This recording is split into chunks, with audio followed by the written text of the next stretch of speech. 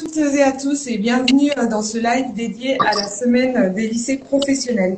Cette semaine, on fête également les 40 ans du Bac Pro, du baccalauréat professionnel. Donc aujourd'hui, on va revenir ensemble sur ce qu'est la voie professionnelle, ses atouts, son évolution et puis surtout la manière dont elle continue à préparer les jeunes à des parcours riches et variés. Je suis Agnès Côté-Dumoulin, experte dans la voie professionnelle et aujourd'hui un deuxième expert est avec moi.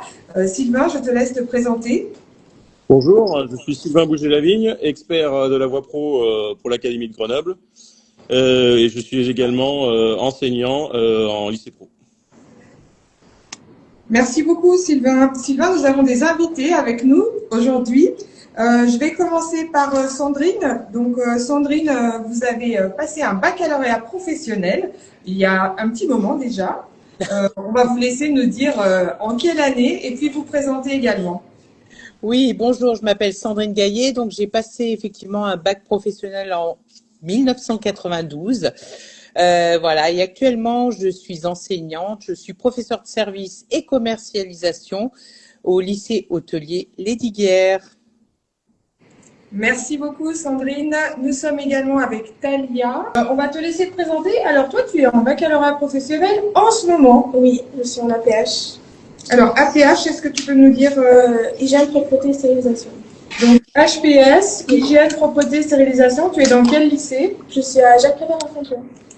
Jacques Prévert à Fontaine, d'accord. Et puis tu viens, l'année dernière, tu étais… J'ai passé un CAP, agent de propreté d'hygiène, APH.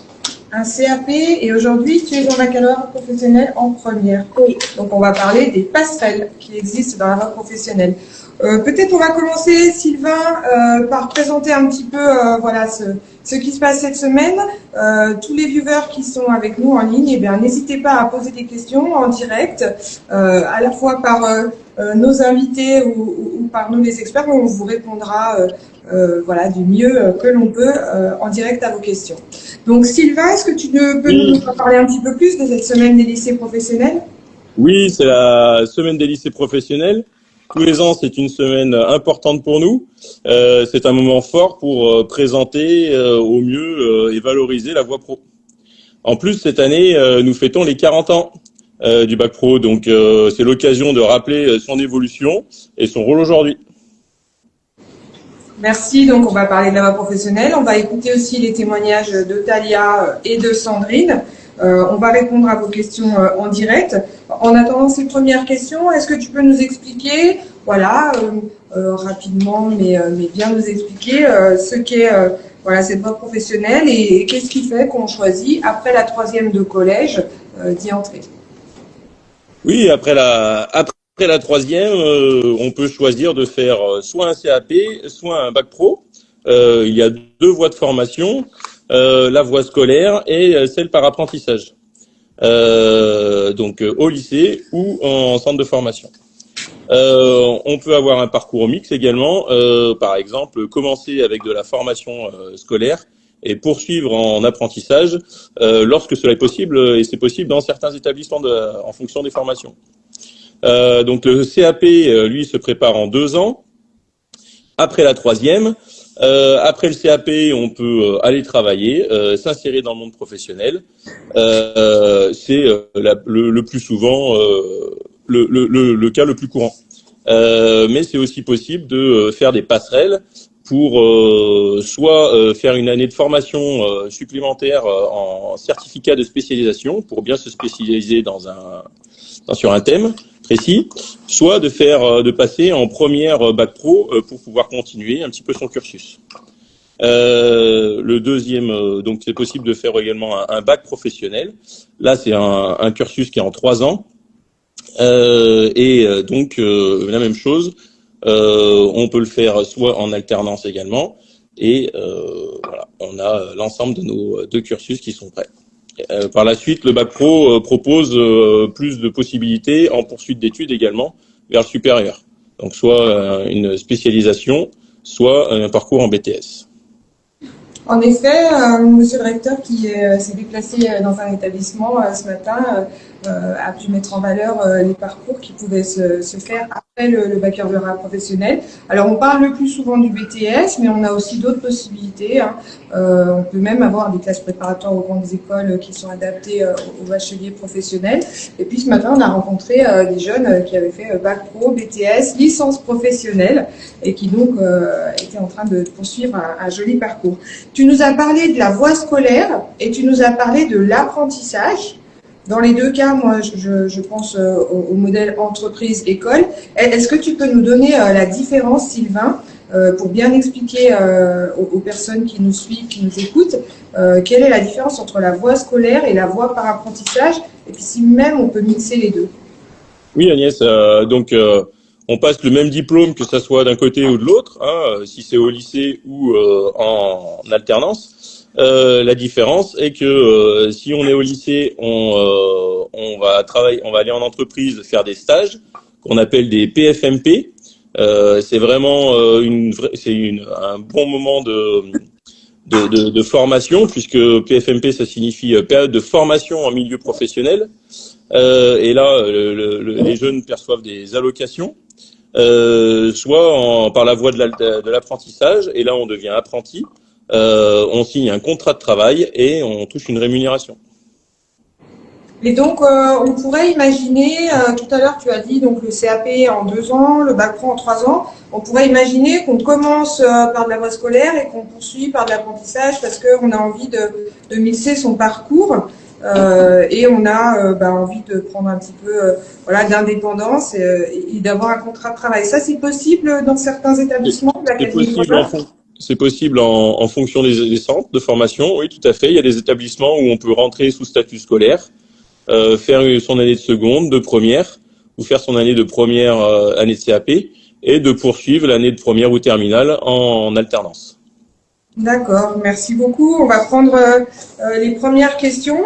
Peut-être une première question, c'est pour Sandrine. Est-ce que vous pouvez nous expliquer un petit peu finalement après le bac pro, ce que vous êtes devenu, ce que vous avez fait, et puis aujourd'hui, dans quel métier vous exercez. Ça nous permet d'avoir un petit peu une manière de nous projeter, et pour un jeune de troisième, on peut se projeter ainsi. Bien sûr. Alors, donc moi, après mon bac professionnel, j'ai décidé de partir travailler en Angleterre. Je souhaitais m'améliorer en anglais, bien évidemment. Je suis partie dans un premier temps pour 6 mois. Et en fait, j'ai eu une belle évolution professionnelle et je suis restée 8 ans en Angleterre. Voilà. De retour en France, donc j'ai été formatrice en insertion professionnelle. Ce qui m'a donné envie d'exercer et de transmettre mes connaissances. Donc j'ai fait par la suite un BTS en parallèle de mon emploi, un BTS en validation des acquis d'expérience que j'ai eu, et ensuite j'ai passé le concours pour être enseignante. D'accord, merci beaucoup. Alors je retiens l'expérience à l'étranger. Aujourd'hui, de plus en plus, on peut avoir des expériences à l'étranger de la même manière ce matin, puisque c'est la semaine des lycées professionnels, on met en valeur cette richesse. On a pu rencontrer des élèves qui faisaient des échanges, donc qui étaient allés dans un établissement à l'étranger, tandis que d'autres étaient venus dans leur établissement, et puis même des élèves qui faisaient leur stage à l'étranger. La période de formation en milieu professionnel, on peut la faire à l'étranger aujourd'hui, donc ça permet d'avoir une envie de découverte, et puis peut-être même d'y retourner plus tard, et ça donne cette envie. J'ai retenu aussi que vous aviez passé votre BTS en validation des acquis de l'expérience. Donc ça, c'est la formation continue. On appelle ça la formation tout au long de la vie. Ça veut dire que si je suis au collège, que je poursuis ma scolarité, je vais être dans ma formation initiale, là, tout de suite. Mais plus tard, si je décide d'entrer dans la vie active, d'être dans l'insertion professionnelle, je peux toujours me former. Et ça, c'est intéressant, et dans la voie pro, on peut le faire, puisque le BTS de Sandrine, il a été passé parce qu'elle avait une expérience professionnelle, et on appelle ça la validation des acquis d'expérience. Donc ça, c'est la formation tout au long de la vie. Peut-être une question pour Sylvain, puisqu'on nous demande combien de stages on fait au total, alors en CAP, en bac pro. même s'il peut y avoir des petites différences, une moyenne pour que les viewers puissent se faire une idée. Oui, donc les périodes de formation en milieu professionnel. Donc en CAP sur les 2 ans, en fonction des formations, il peut y avoir de 10 à 12 voire 14 semaines de formation en milieu professionnel. Donc à chaque fois, les élèves touchent des allocations pour ces semaines de stage. Et sur le bac pro, sur les 3 ans, répartis sur les 3 ans, il y a 20 semaines de formation en milieu de période de formation en milieu professionnel. On peut rajouter 4 semaines à la fin en fonction du choix de parcours. C'est une possibilité qui est offerte aux élèves avec la différenciation des parcours de refaire 4 semaines en fin d'année. Oui, c'est ça. Aujourd'hui, en fait, on est dans un contexte de réforme. Une réforme, c'est l'amélioration pour permettre une meilleure insertion professionnelle ou une meilleure poursuite d'études des bacheliers professionnels. Et donc, en classe de terminale, et ça, tu vas le voir quand tu y seras, en classe de terminale, on finit l'année par un parcours qu'on peut appeler un parcours en Y, mais on va dire un parcours personnalisé. Et c'est un parcours qui permet à l'élève soit il va dans une entreprise, il fait un stage supplémentaire parce qu'il a envie de préparer la dernière ligne droite pour l'insertion professionnelle, soit il a 4 semaines pendant lesquelles ses professeurs le préparent à la poursuite d'études. Tu nous as dit que tu voulais être infirmière. Et dans ce cas, les professeurs vont te préparer tout y est pour, après que tu aies passé ton baccalauréat professionnel, que tu sois un peu plus forte, un peu plus robuste pour préparer ta poursuite d'études. Du coup, comme on a posé une question sur les stages, est-ce que tu peux nous indiquer, Talia, si c'est difficile pour toi de trouver un stage, comment tu t'y prends, parce que voilà, quelqu'un qui a jamais fait de stage, voilà, comment il s'y prend. Toi, tu en as fait plusieurs déjà. Hein? J'en ai fait ça. Alors, vas-y, n'hésite pas à parler. Moi, j'ai de l'aide de mes professeurs pour trouver mes stages. Ils nous ont montré, il y avait des entreprises qui sont venues dans notre lycée pour discuter, pour faire comme des formations. Et à la suite, on a donné nos CV, notre motivation et on a commencé nos stages dans leur entreprise. Et tu as une petite allocation à chaque fois que tu fais un stage, c'est ça? Oui. Donc tu perçois un montant si tu as fait chaque semaine de stage effectué te permet de percevoir ce montant, c'est ce qu'on appelle l'allocation. Oui. Voilà, l'allocation du stage. Qu'est-ce que tu apprends quand tu es en stage? Des différentes pratiques. On ne fait pas les mêmes choses au lycée dans les entreprises parce qu'ils ont des manières de faire plus professionnelles, on va dire. Et du coup, t'aimes mieux être en stage, t'aimes mieux, je sais pas, aller dans une grande entreprise, une petite entreprise. Est-ce que ça te permet de voir des formats différents? Et dans tes stages, tu as vu des entreprises différentes? Oui, j'ai fait en EHPAD et en entreprise de propreté. En EHPAD et en entreprise de propreté. Et du coup, ça t'aide à faire tes choix? Oui. Qu'est-ce que tu préfères? Les EHPAD. Les EHPAD? D'accord, c'est le contact peut-être. Les personnes âgées. D'accord. Oui, si je reprends donc les questions qu'on nous a posées, donc le nombre de semaines de stage, on a répondu. Combien de stages on fait au total? On peut donner le nombre de périodes, Sylvain. Hein, je pense qu'on n'a pas donné encore. C'est réparti en général 2 périodes de formation par an, de 3 à 4 semaines en fonction des niveaux. Donc, merci beaucoup. Je vois aussi, est-ce qu'on peut partir à l'étranger quand on est en voie pro? On a dit. Qu'est-ce qu'on a dit? On peut se déplacer pour faire. Oui, on peut se déplacer. Voilà, on a des séjours pédagogiques ou alors même des périodes de stage à l'étranger. Peut-être une question à Sandrine. Est-ce que vous avez une anecdote? Parce que certainement vous vous souvenez bien de cette période bac pro. Est-ce que vous avez une anecdote, un souvenir que vous avez envie de partager avec nous? Oui, alors justement, je vais rebondir sur ce que vous parliez des stages à l'étranger. Nous, on partait en Angleterre, mais bon, de mon temps, c'était en juillet et août. Voilà, et c'est une superbe expérience et on en parle encore avec mes anciens collègues de promotion. Voilà. Et vous avez gardé des contacts avec eux? Oui, bien sûr, bien sûr. Peut-être après votre bac pro, parce que j'ai bien compris que vous aviez passé BTS un peu plus tard, comment vous avez trouvé votre premier emploi? Eh ben justement, suite à ma première, en fait, à un stage en Angleterre, je me suis vite rendu compte qu'il fallait que je retourne en Angleterre pour vraiment améliorer mon anglais. Et puis j'avais beaucoup aimé la culture et la découverte de ce pays. Voilà, donc j'ai eu ces contacts par justement le lycée hôtelier.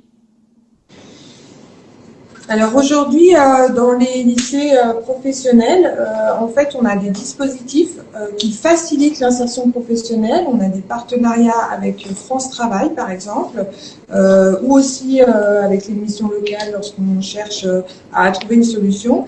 Et donc, on a deux dispositifs. Le dispositif Avenir Pro qui permet, voilà, en terminale, tu l'as pas encore, hein, Talia, mais tu vas bientôt l'avoir, qui permet en terminale d'avoir des entraînements, un petit peu de se projeter, pour être là aussi plus robuste pour l'insertion professionnelle. Et puis on a un dispositif qui s'appelle Parcours Ambition Emploi, qui va peut-être, voilà, aujourd'hui il s'appelle Parcours Ambition Emploi, et qui permet à un jeune, quand il n'a pas de solution à la sortie de son bac pro ou de son CAP, même s'il a réussi son examen, eh bien d'être accompagné pendant 4 mois par son établissement scolaire. Donc, si tant est que lui il le veuille, donc si le jeune est volontaire, il peut être accompagné pendant 4 mois. Donc ça, voilà, ce sont des dispositifs qui favorisent aujourd'hui l'insertion professionnelle pour trouver son premier job. Sylvain, je vais te poser une question qui nous est arrivée. Est-ce que tu pourrais nous donner un petit peu l'équilibre qu'il y a dans la voie professionnelle entre théorie pratique ou enseignement général, enseignement pro, ou enseignement en atelier, enseignement en classe? Est-ce que tu peux tout nous décrire? Une trentaine d'heures, 30 à 35 heures.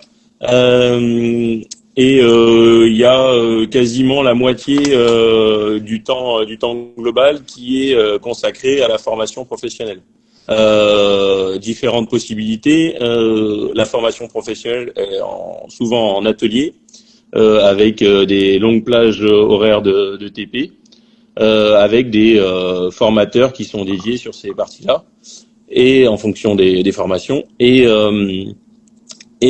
c'est également là toute la partie gestion, la partie sciences ou les matières connexes à la filière professionnelle choisie. Et quand on est en atelier, donc là on a des équipements professionnels, c'est ça? Alors voilà, si on est dans l'industrie, on travaille avec, on a son bleu de travail, son équipement, ses chaussures de sécurité qui sont très importantes, ses gants, tous ces EPI, tous ces équipements de protection individuelle qui font que on travaille dans les mêmes conditions qu'en entreprise. Si par exemple, comme Sandrine, on travaille dans l'hôtellerie-restauration, on va être en tenue de cuisine, tenue de cuisinier, ou avec la toque des chefs, les tabliers, les chaussures de sécurité également, pardon, et la veste de cuisine. Voilà, à chaque filière, à chaque métier, sa tenue professionnelle qui correspond réellement aux besoins du métier. Merci Sylvain. Talia, toi tu as des équipements quand tu es dans tes cours d'enseignement professionnel, la partie atelier pédagogique. Est-ce que tu as des vêtements, du matériel? Est-ce que tu peux nous décrire un petit peu? On a nos vêtements, nos chaussures de sécurité, un pantalon gris pour faire l'entretien courant et une tenue blanche pour faire la stérilisation et l'hygiène. D'accord. Et tu travailles avec des matériels qu'on retrouve aussi dans les entreprises?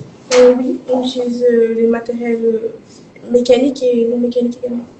D'accord. Et donc, plutôt du matériel récent ou comment tu le décris par rapport à tes stages quand tu vas en entreprise? Comment tu t'en rends compte? Est-ce que tes matériels sont plutôt récents? Dans mon établissement? Oui. Oui. Oui? Souvent, ils sont récents. Voilà, peut-être pour illustrer ton propos, en fait, on a des diplômes qui sont rénovés régulièrement. Donc, vous savez aujourd'hui qu'il y a de l'intelligence artificielle, il y a de la digitalisation, il y a aussi voilà, toute la partie développement durable qu'on prend davantage en compte. Et donc, toutes ces parties-là, elles sont insérées dans ce qu'on appelle les programmes, on appelle ça des référentiels. Et les référentiels, on les réécrit régulièrement. Et en fait, voilà, on a des collectivités territoriales, donc en l'occurrence les régions, qui nous permettent d'équiper, enfin pas seulement elles, mais elles nous permettent en partie d'équiper les établissements. Et on a des matériels qui sont les mêmes matériels que ceux qui sont en entreprise. Donc, et on essaye, voilà, on essaye d'avoir des matériels toujours à la pointe. Pareil avec la digitalisation aujourd'hui, toute la connectique. Et ça permet d'avoir des équipements qui évoluent. L'autre jour, on a travaillé avec un établissement. Pareil, il travaille avec des casques de réalité virtuelle.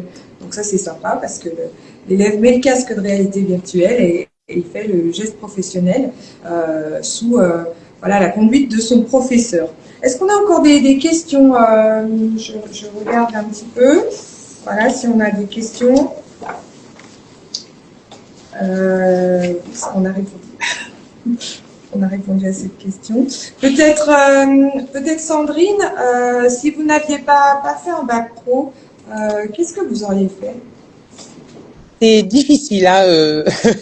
Je pense que je me serais orientée vers les langues parce que ouais, j'aime bien l'anglais ou voilà. Mais non, je serais c'est difficile à imaginer, honnêtement. Donc je ne sais pas. Honnêtement, je ne sais pas du tout. Mais plus vers les langues, ouais. Bon, bah, c'est que c'était le bon choix alors. Ah oui, bah, ça le confirme encore avec après ces quelques années. Donc voilà un joli parcours puisque Sandrine aujourd'hui elle enseigne. Donc voilà, elle est en face des élèves puisque elle était elle-même élève. Et puis Talia, bah, tu as un joli parcours aussi puisque après ton CAP, tu es rentrée en bac pro. Donc les passerelles c'est possible, les changements c'est possible. Bien sûr, il faut qu'on ait des places vacantes, hein, c'est toujours la question avec un dossier qui tient la route. Mais toutes les filières, toutes les passerelles sont intéressantes. En tout cas, on vous remercie beaucoup de nous avoir écoutés. Un grand merci à Talia qui s'est déplacée, voilà, qu'on a filmé et qui est mise à l'honneur cette semaine. Merci beaucoup Talia. Merci beaucoup Sandrine. Donc on a dit le bac pro en quelle année?